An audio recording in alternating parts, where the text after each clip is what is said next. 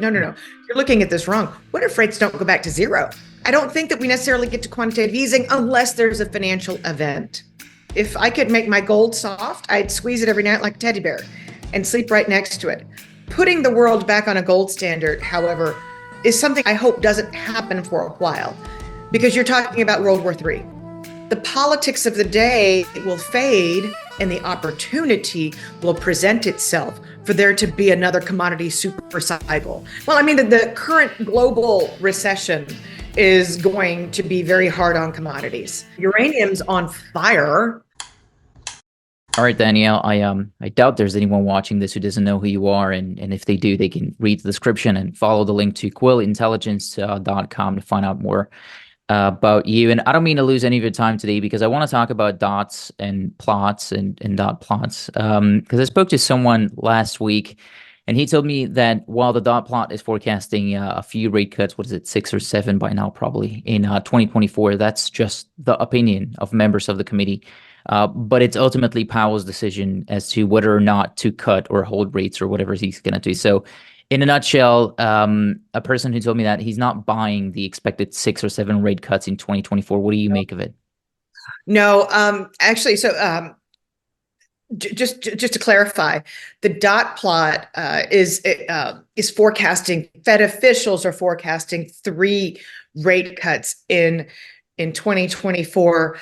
Initially, when kind of the macro data started turning bad and the market started saying, ooh, bad news is really, really good news, the market initially priced in 6, 7 rate cuts. We've subsequently gotten to the point where I think Fed speakers have been resolute enough to say, you can expect all you want, but you're not going to get 6 or 7. And so the market is really dialed back. It's pricing in, it's probably pricing in 5. But you have to have an appreciation, given we're in a political season, right, about Fed history and a certain reticence on the part of especially Jay Powell. You know, we forget that Alan Greenspan was an extraordinarily political Fed chair, that Ben Bernanke, Greenspan's successor, actually left the Republican Party publicly and switched over to being a Democrat right after he left office. And let's face it, Janet Yellen never even pretended. Her husband's, a communist, and happily, publicly so. So she was always very Democratic in her leanings. And Jay Powell is kind of a old school conservative, what we would call libertarian, fiscally conservative in the way he approaches monetary policy, and he very much wants to be apolitical.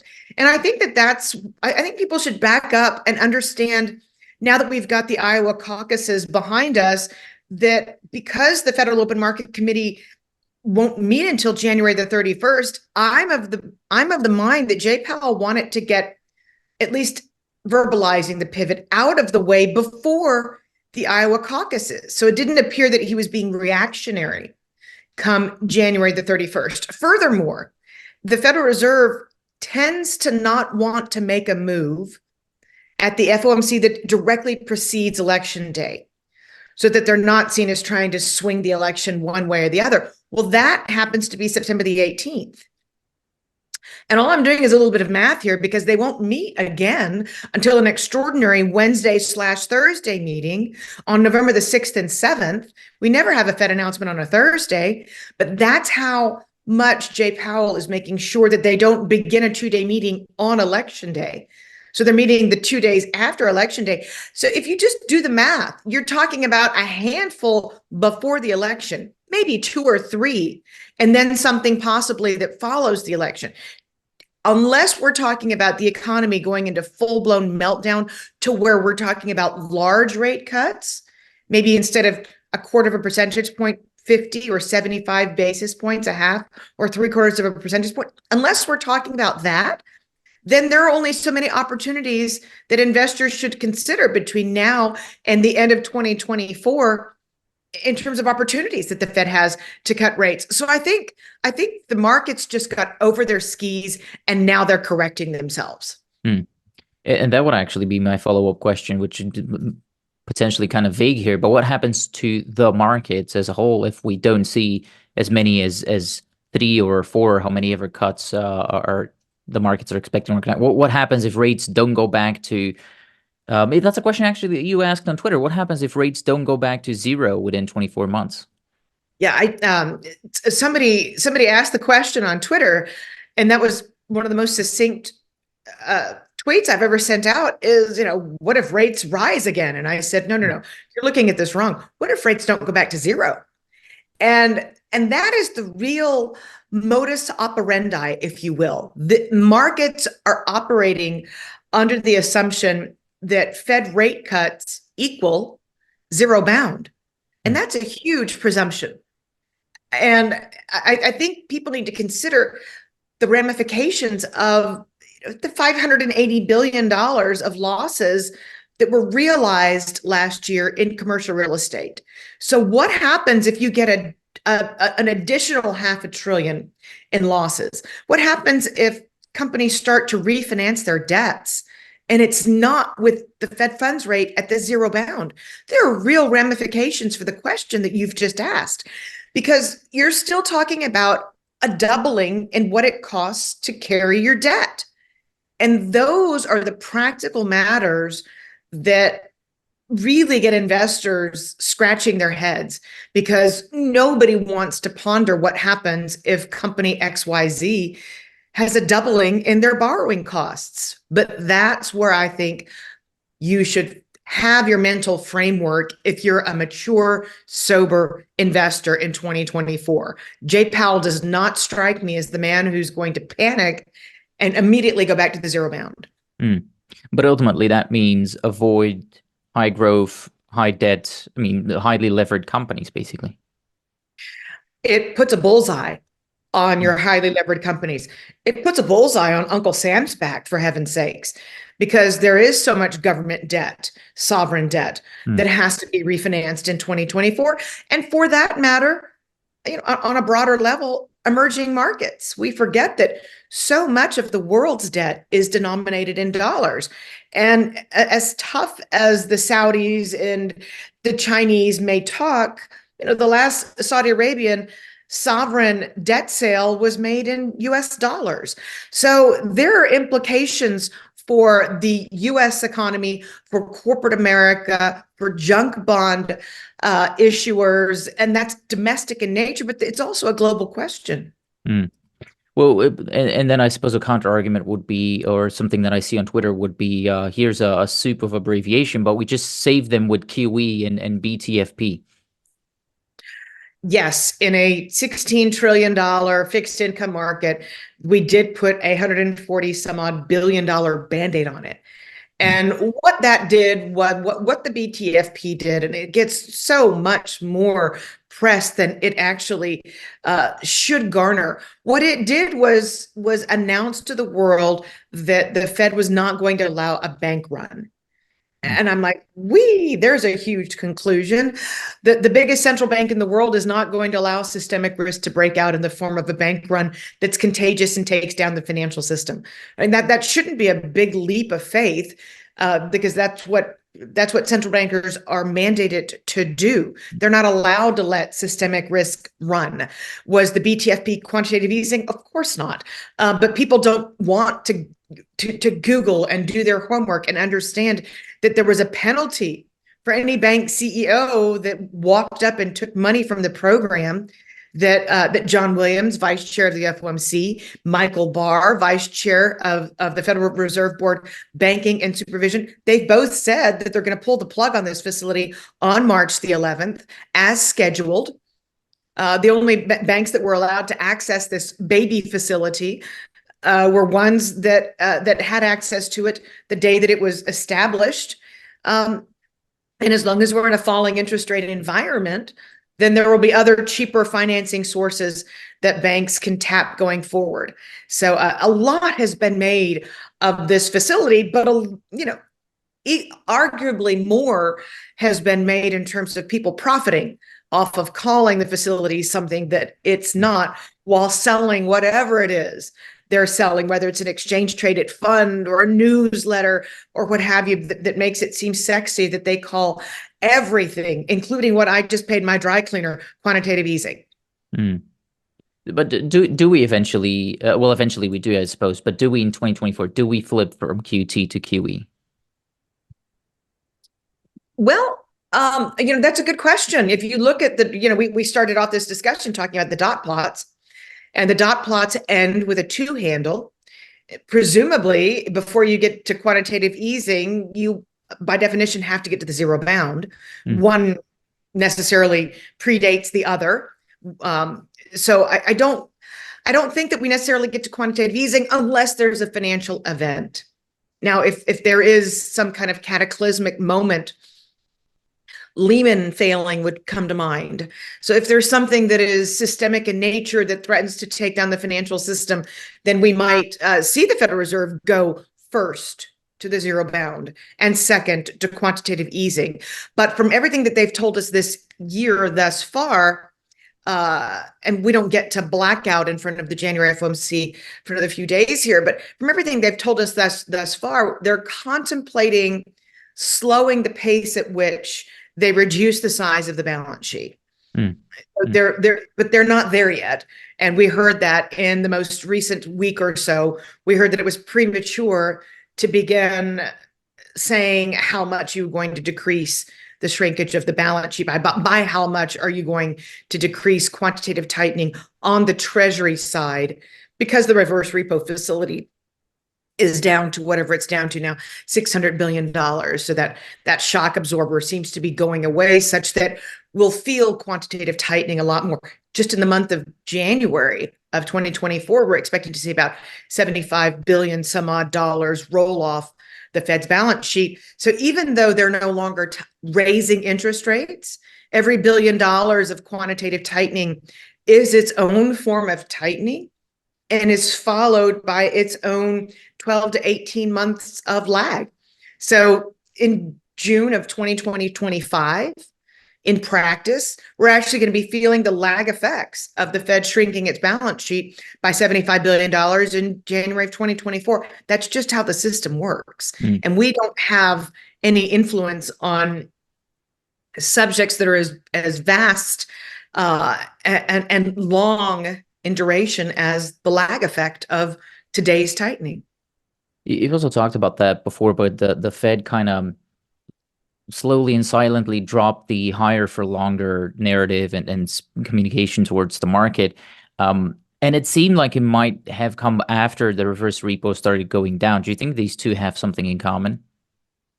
Oh, they're definitely related. But I mean, the Fed, prior to changing the narrative, so to speak, they did let the reverse repo facility run down $1.5 trillion and not say a word. So one certainly didn't trigger any kind of panic on the part of Jay Powell. But they do have an appreciation for Treasury bill sales and think of a school playground and a seesaw, if you will. For every $100 billion that the reverse repo facility emptied out and Janet Yellen sold $100 billion of Treasury bills, there was just this kind of seesaw effect where one absorbed the other. And once you get to the full depletion of the reverse repo facility, call it $100 to $200 billion so $400 billion from now, you're actually going to feel a lot more liquidity coming out of the system, because it's going to have to come out of bank reserves. And so that'll make it more of the big kids type of quantitative tightening, as opposed to money market funds simply pulling money out of the Fed's overnight facility and displacing it into Janet Yellen's Treasury bill sales, which has fed liquidity in the markets and certainly muffled the effect of quantitative tightening. But quantitative tightening continues, to occur. That's why we're seeing Dish Networks be rumored to be filing Chapter 11. That's why we've seen 14 months of a bankruptcy cycle.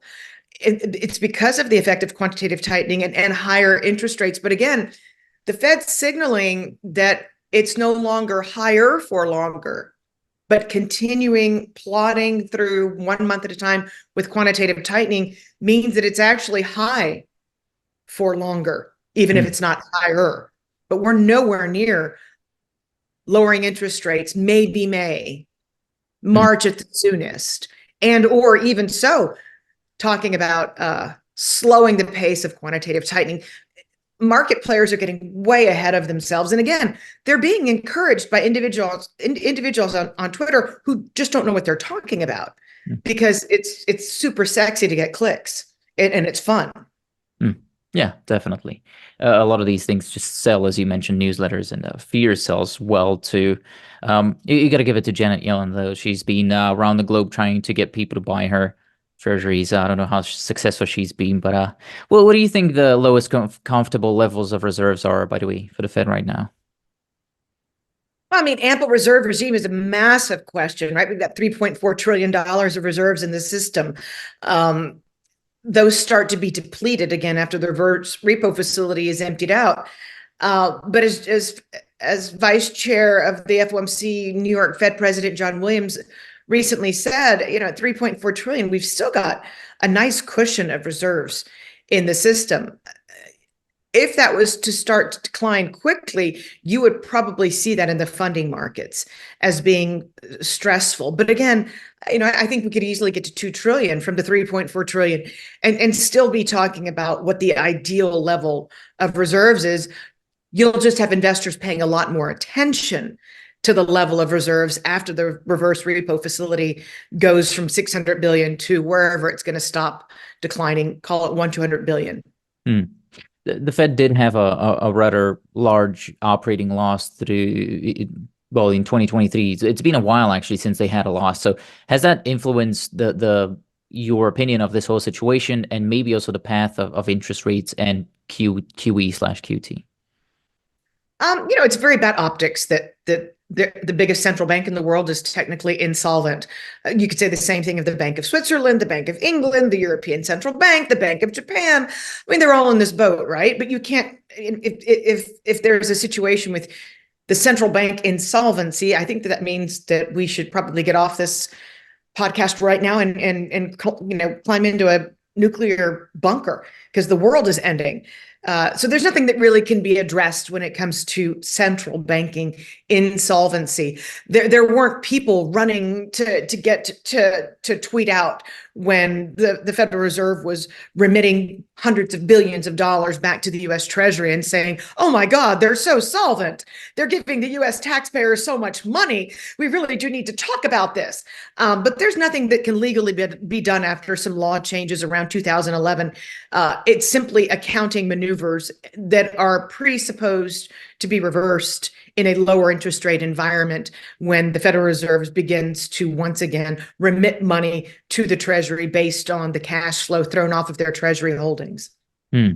Yeah, it's funny you should mention it that way, because wife and I own a bakery, and so the guy who delivers our coffee actually started talking to me about this, saying, the Fed is done. Like all of a sudden, and we're in Belgium, so we have little to do with the U.S. central bank unless you're specifically interested in that. And so he started talking about, oh, they're done, they're going bankrupt, and all these things that made no sense. So, Well, no, but it sounds really good, and on paper, the Fed's out of business, and so is the Swiss National Bank, and so's any central bank that's engaged in quantitative easing is technically out of business.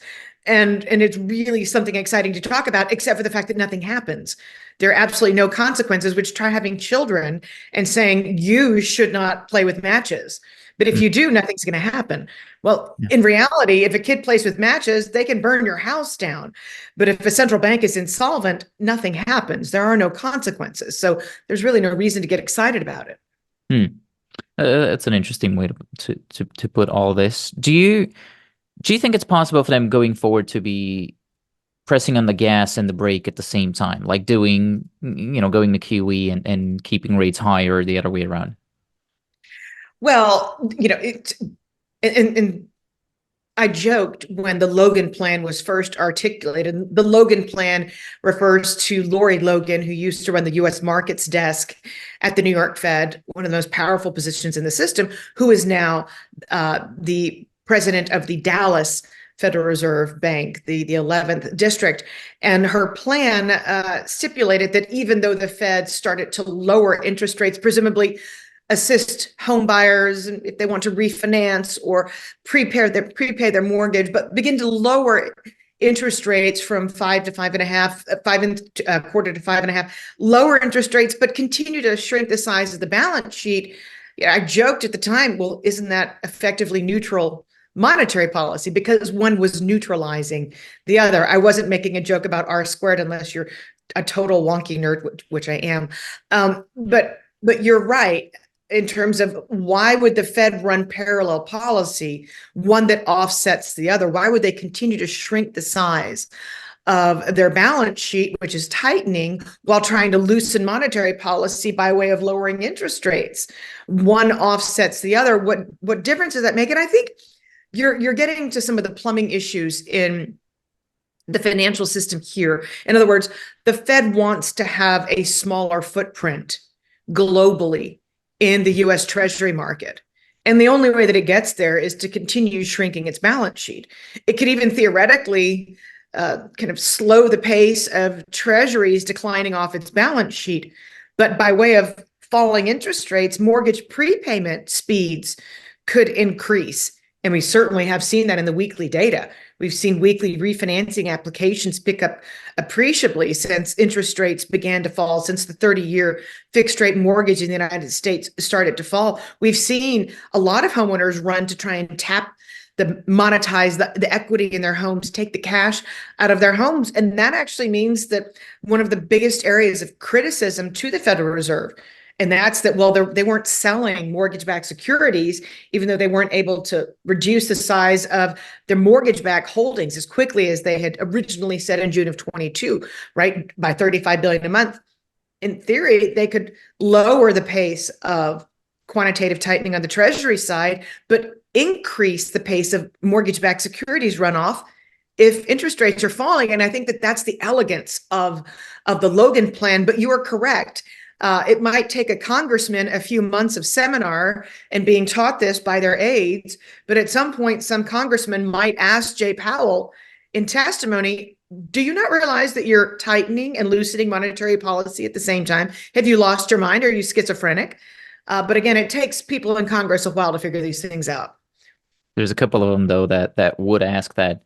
But do you think Jay Powell has lost his mind doing this? And let me tell you where I'm coming from with that question, because it sounds silly, but it seems like the Fed does no longer want to be the effective central bank of the world, because the IMF has been claiming to be trying to be it. But if we look at what's really happening, the Fed is more or less playing that role right now.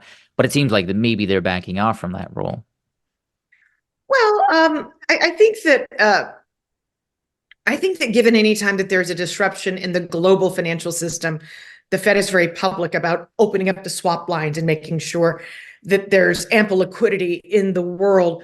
I think that when push comes to shove, that the Federal Reserve, by way of action, shows that they remain the world's central banker.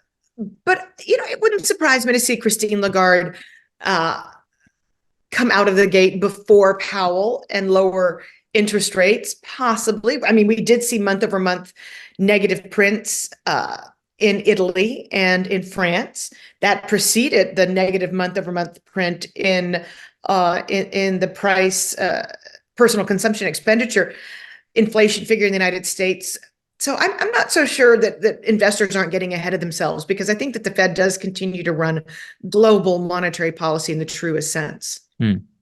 Potentially even more so right now, because I saw an interesting statistic on it was on Statista.com, I believe, funnily enough, that the share of currencies used worldwide within SWIFT and how that's evolved over the last couple of years, where the dollar has gone, it was sort of the dollar euro was like a respectively 45 and 30%, and now it's gone to like 60% USD and about 10 or 13% euro. What do you make of that dynamic? How do you think that influences that whole thing? So that's one of the reasons that I get so much flack on Twitter, is because de-dollarization is such a sexy subject to discuss. Yeah. And I'm like, well, then why are 87% of all FX transactions, the biggest market in the world, $7 trillion of volume per day, why is that percentage increased? Which is exactly what you just asked me. So on a practical level, the dollar's footprint is larger than it was, as we've seen. And, it's interesting because in 2021, there was all this chatter that on a relative basis, the Chinese economy was going to be larger than that of the United States. And it was on a trajectory to overtake the size of US GDP imminently. But nobody talked about the fact that the US economy grew relative to China, and that it is now it's not just the largest economy in the world on a relative basis, it's taken market share from the rest of the world. And this demonstrates that while the world rightly seeks out an alternative to the dollar, it's become a less practical potential outcome in the last few years, because the rest of the world, whether you're talking about China or Japan or the euro as a currency, the other alternatives have become relatively weaker. And so it's a byproduct of central bankers and governments gone wild in the aftermath of the pandemic, thinking that they could just create as much debt as they wanted, but have absolutely no ramifications. But again, on a day-to-day level, if all that means is that there's more dollar transacting, then that means that by definition, the reserve currency status of the dollar has been strengthened. That, from the perspective, you're in Belgium, from the perspective of an American, that's the last thing that you want for somebody in Washington, D.C. to hear. They're like, oh, great, we can spend more. I'm like, no. But that's the effective message. Not that I would ever again communicate it to anybody inside the Beltway, because they spend too much if you think about what deficit spending has done. It's interesting when we talk about what sells, especially media and newsletters and whatever, because it's also hard with all the media that we have available. It's just hard to know what and who to listen to.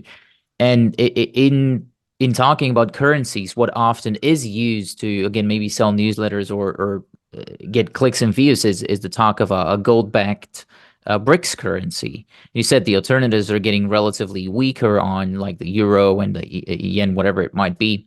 But do you think that we eventually go that way, a gold-backed currency? So I think that, I certainly fall asleep at night. If I could make my gold soft, I'd squeeze it every night like a teddy bear and sleep right next to it. And one of my children is fluent in Mandarin. So you always have to have backup plans. And the idea in 1900, say, that the British pound sterling would be knocked off of its reserve currency throne was ridiculous at the time. You would have never even broached the subject in 1899, 1900. That kind of hubris tends to be dangerous. Putting the world back on a gold standard, however, is something I hope doesn't happen for a while, because you're talking about World War III. And that's something that I hope my baby is 16 years old, my youngest of 3 boys. I hope that they get a little bit older before we're talking about this subject on practical levels. But I do think that the idea and the presumptuousness on the part of many US politicians that they can spend as much as they want, and that there are absolutely no levels that could possibly curtail the power of reserve currency status. I do worry about that kind of attitude, because in 1900, even though you couldn't bring it up in a cocktail conversation that the British pound sterling would ever stumble, it did. And by the end of World War II, it had been supplanted by the US dollar, where the US dollar has reigned supreme ever since. But it's very dangerous talk to suggest that could be a forever thing. And it's never hurt investors, by the way, to follow central banks into increasing their positions in gold. I don't think any of us have regretted being in our gold position here in the last 12 months. Have you been doing that? Have you been increasing your position with the central banks? I certainly have not backed off of my position, but my portfolio has already got enough gold in it. So, and I have 4 kids in private school. So, sorry, 3 in private school, 1 at public university, but I don't know. They keep telling me it's less expensive, but you try having 4 kids and putting them to school. Anyways, I have to maintain liquidity for certain practical Mm. operating purposes in my household. It's like you see these charts again on Twitter where they say like 70 or 80%, whatever it might be, of advisors and money managers have less than less than 1% exposure to gold, like, or have between 0 or 1% exposure to gold. So And you see that a good buddy of mine, Torsten Slok, who's the chief economist at Apollo Global, he put out that on a price to earnings basis, the U.S. stock market has never been 7 times more valuation wise, more expensive than the entire rest of the world stock market. And on a practical level, if you look at any investment advisor in the United States, you could have a 90-year-old person with 90% of their portfolio in the stock market. It's at the absolute most asinine, least practical, least prudent approach to portfolio management, and yet even people who are in their golden years are still so overexposed to the U.S. stock market because there's this presumption that the stock market valuation in the United States will never stumble. Well, there's a reason why I went this route with this the entire online existence, or whatever you want to call it, to call everything that I do. I call it resource talks, because it's focused around commodities, because that's where we see the least exposure among money managers. So, trying to be a contrarian a little bit, which my wife doesn't always appreciate. But at the same time, I'm wondering, do we ever go back to these levels of exposure to commodities within the professional money management scene? So, I think you're asking, and again, I'm a pragmatist, and I try and look at the world through, how would I benefit from this? I think there are 2 major developments in the world right now. One that is very much immediate, and the other that is longer term in nature. And what I'm thinking about, if I was to at gunpoint have to put my children's life savings into something, what would I choose? Presidential terms in the country of Mexico are 6 years. They're a little bit longer than that, which is normal globally. And there's a tremendous opportunity with the June 2024 elections coming up to think about the richness of Mexican national resources and moving global supply chains, and how powerful that could possibly be. And then on the demographic side, by the way, demographics in Mexico are much better than they are in most of the developed world, where everybody's old and aging and has to get their hair dyed often. And then demographically, there's also this grand opportunity in India. So when you think about China consuming more concrete in 20 years than the United States did during the entirety of the Industrial Revolution, and then you supplant that to the opportunity of India, and then you bring commodities into the mix. Oh my goodness. So you should own certain countries, period, end, because at some point, the politics of the day will fade and the opportunity will present itself for there to be another commodity super cycle, as India, which has much more demographic promise than China did 50 years ago, as India comes of age and builds itself out and create all of the infrastructure and the airports and the highways and the cities. And again, Mexico built its supply chain with the United States.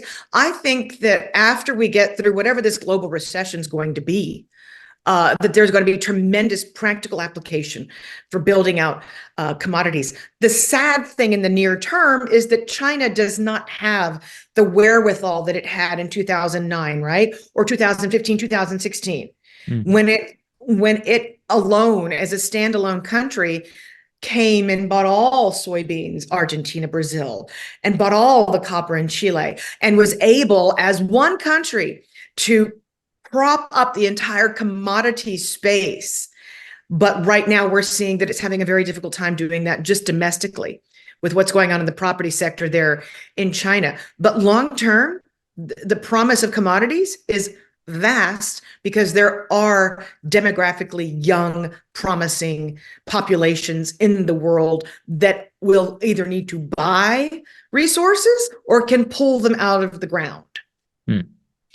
When you talk about short term and long term, what do you, I suppose that means different things for different people. What do you mean by that? Well, I mean, the current global recession is going to be very hard on commodities, simply because you don't have a buyer of last resort in China. So in the very near term, right now, the United States is as overbuilt as it's ever been. There's constant chatter about how to economically convert office buildings into hotels or office buildings into multifamily high rises. So there's a lot of conversion chatter here because the United States is terribly overbuilt. So the demand for commodities is simply not where it needs to be. And we're finding that the commercial real estate bubble is very much a global phenomena popping.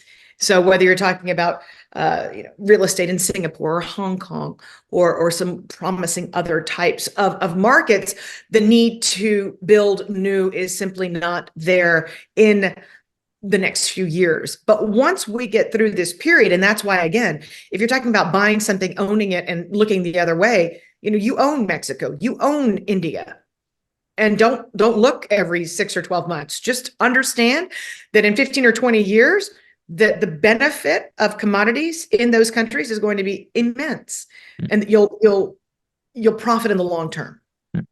So you have that, but you have this cohort of people out there also who are bullish commodities, but at the same time also believe there's a recession coming.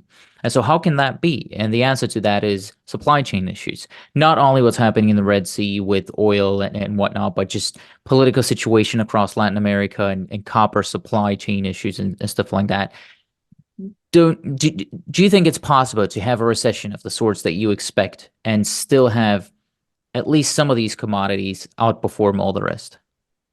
So I would invite all of your listeners to put on their radar something that's free once a month. S&P in conjunction with GEP, which is a global supply chain consultancy, puts out a global supply chain volatility index, blah, blah, blah. It's a big mouthful, but just know that it's a free publication monthly by S&P Global.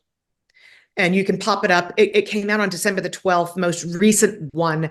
And the supply chain is so undisrupted that it is the most undisrupted since it was, I believe, in early March, April of 2020.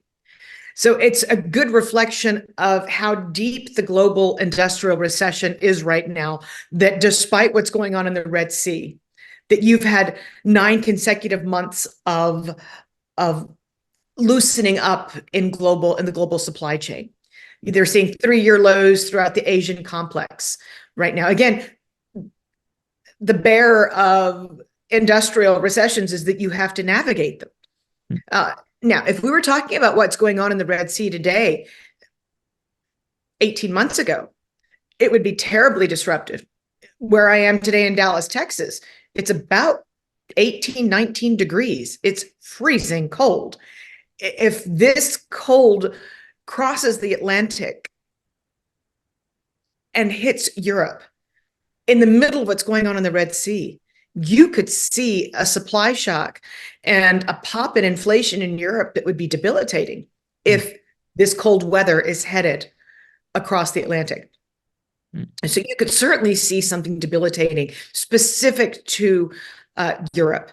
But because of how little comes to the United States, largest economy in the world, and because of how low demand right now is in countries that are attached to China, it's not going to be anything that would ignite global inflation and or see kind of a follow through to something like copper.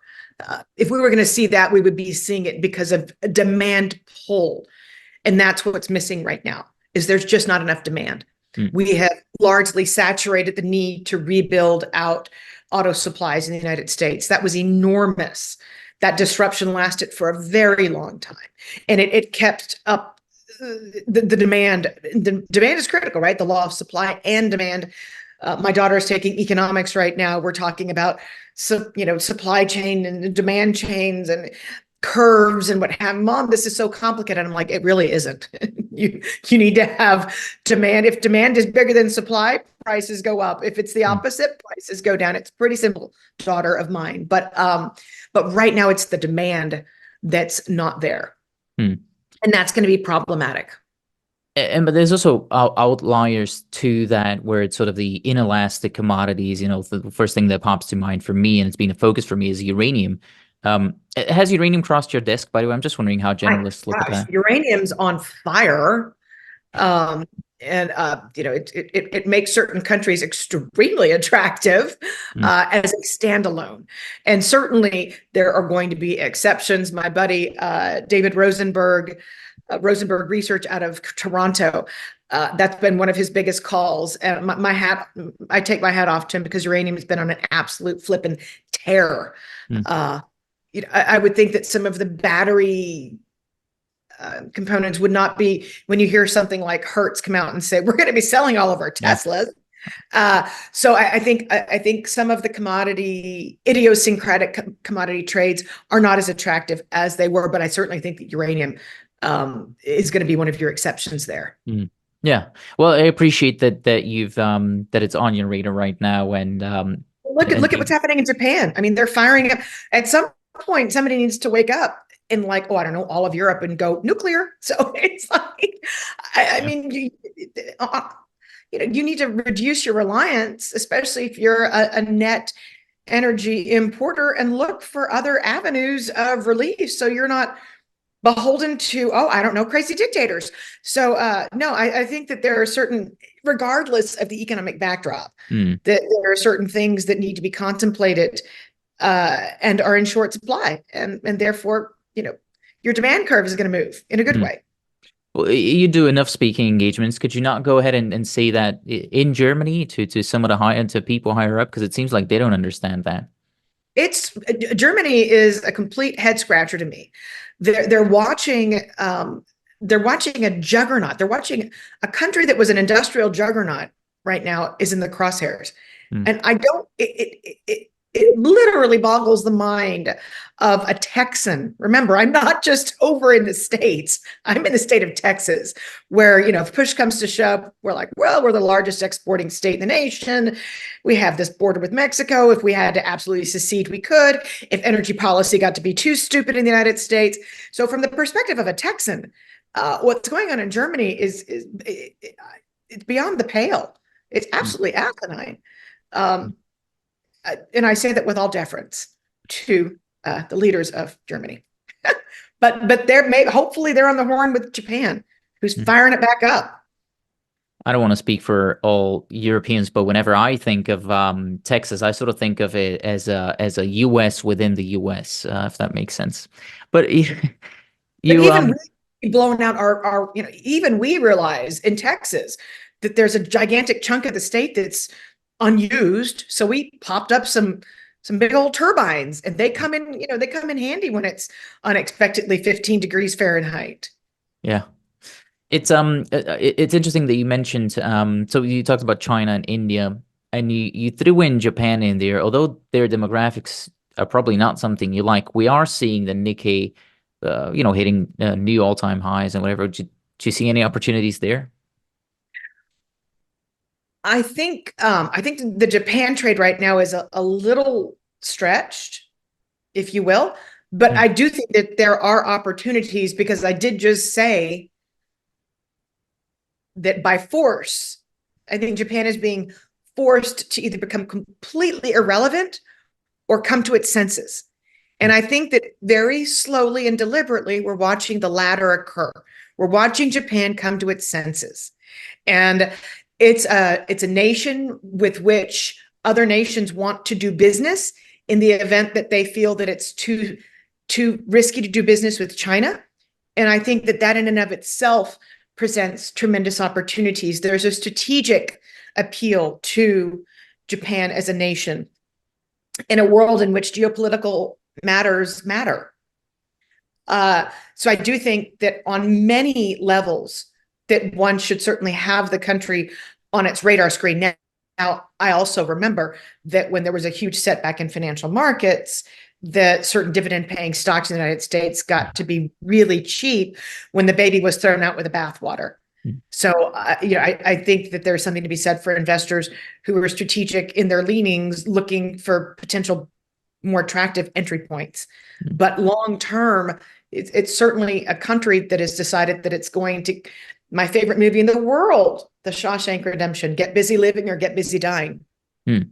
Is that where is that what you do sort of with your capital, as in you look for special situation opportunities right now? Or because there's like it doesn't sound to me like you have one subset, maybe aside of gold, that you think that's where I hide out. Well, and I also hide out in very credit-worthy credits, Hmm. uh, it- where in a world where you can get 5% on your cash, if you can get more than that with a company that's got a bulletproof balance sheet, and where the cash flows are secure, I certainly pick up yield wherever I can. Hmm. So I have a deep respect for cash flow, more so than profits, or even revenue generating capacity is cash flow in this kind of a world where you're paid to do nothing. And Hmm. that's what I constantly tell investors, is that right now you're paid so much to keep your powder dry that there's no reason to take outsized risk. Now, we are in a world in which the Fed is contemplating rate cuts. So you do need to have your dry powder ready to go, because there will be ramifications for the reason for rate cuts, which is typically, oh, I don't know, the United States is in recession. Now, people don't want to look at it that way, which would explain November and December's rallies. But the second thought, because remember, you initially celebrate recession in the stock market, in risky assets. They initially say, oh my gosh, monetary conditions are going to get easier, so we should celebrate that. And then the realization episode sets in, and you're like, oh, wait, we're in recession. Hmm. And we're going to go through, however that's going to manifest in earnings turning much lower than what we had anticipated that they're going to be. We just came out of 3 of the last 4 quarters of an earnings recession in the United States, and it looks like we're going to have another negative print here in the fourth quarter earnings season, given how things have begun. Mm. Well, when I hear something like that, I'm reminded of I constantly try to listen to opposing views because I absolutely don't know what's going on, and I'm trying to make sense of all that. And one opposing view that I recently heard was from Joseph Wong, who Fed guy on Twitter, in which he basically asked the question: how can we have a recession when there's still $2 trillion of new liquidity, helicopter money, as he calls it, entering the market? So, I mean, let me ask you that question: how can we have that? So Joseph and I, we come from the same institution, but from much different areas of the Federal Reserve System. We're both veterans. While I was there was this massive debate, stock versus flows. And there is the residual of money in the system, and that is your stock. And then there is the flow. And flow is, what have you done for me lately? That's the best way that I can characterize flow. Now, LVMH stock peaked in July of 2023. So did the employee retention credit, which pumped $30 billion in cash into US household bank accounts in the month of July. And there is a very valid and practical reason that the Biden administration right now is trying desperately to figure out how to get executive order or new legislation. It might be 150, it might be $200 billion of emergency cash that's deposited into US for whatever, child tax credit, research and development credits, cash, cash, cash. Why are they so desperate right now in an election year? Well, with deference to Joseph, it's because, in my opinion, the stock versus flows debate is settled by flows, because markets want to know what the next subsequent source of cash is going to be, not the cash sitting there. They want to know what's going to be pumped into the markets that's new at the margins to carry spending forward. And that's one of the reasons that, whether you're talking about MasterCard or Jamie Dimon or any lender why charge-offs are going up so quickly, why household delinquencies are up so at such high levels, even though the unemployment rate's at 3.7%. It makes no sense. But wait, when was the last time we gave households fresh cash? Oh, no time lately. Oh, so to me, flows matter, and that supersedes existing stocks sitting a couple $1 trillion sitting in the hands of very old, very wealthy people. But both ways, that existing stock has to get sucked up by something, and if it's sitting within the wealthy part of the population, it's often said that 10% of the wealthiest Americans own 90% of the equities or something among those lines. True. Wouldn't that get sucked up by the stock market, and therefore keep sort of a support on the S&P, for example? One of the most dangerous arguments that you could ever make, given history, given what happened in 2000, given what happened in 2007, which are the last two times that people said, oh my gosh, cash on the sidelines is sitting at record levels, because those two times that happened preceded a bloodbath in the markets. So we just hit $6 trillion in money market fund balances. And oh my God, we've got so much cash on the sidelines. I'm like, bite your tongue. Because the last two times we came to such massive peaks were right before we went right over the edge. So cash on the sidelines has absolutely nothing to do with cash that's going to flow into the markets at these valuation levels when you're headed into recession. Wealthy people are not by definition stupid. They got to be wealthy by not being stupid. So they're not going to necessarily throw good money after bad when they've already got such overexposure to the stock market. All right, Danielle, I think I have a couple of more questions, but I know that you have to go. So I'm going to tell everybody that's quillintelligence.com. I'm QI Research now, just to be on the safe side. So, okay. Yep. I think, it leads to the same thing. Okay, yeah, so QIresearch.com. And on Twitter, that's DiMartino Booth. Thank you so much for investing your time with me. It was great to visit with you today. Thank you for having me.